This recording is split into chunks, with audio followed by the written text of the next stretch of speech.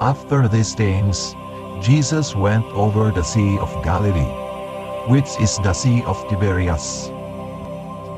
Then a great multitude followed him, because they saw his signs which he performed on those who were diseased. And Jesus went up on the mountain, and there he sat with the disciples. Now the Passover, a feast of the Jews, was near.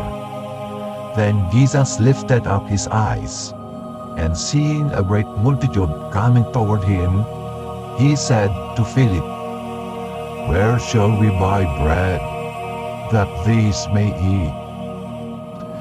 But this he said to test him, for he himself knew what he would do.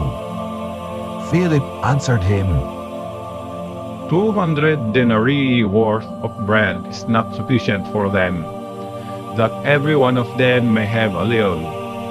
One of his disciples, Andrew, Simon Peter's brother, said to him, There is a lad here who has 5 barley loaves and 2 small fish.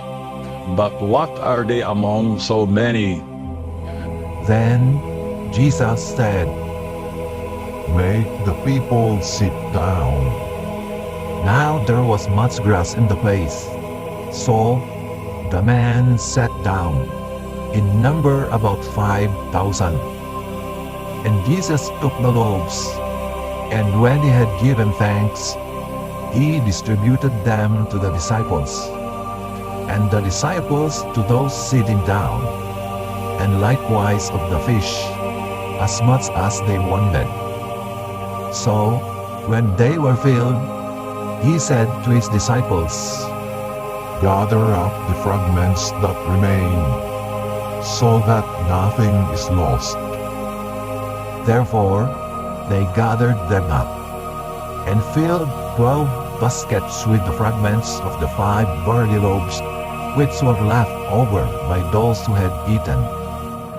Then those men, when they had seen the signs that Jesus did, said, This is truly the prophet who is to come into the world.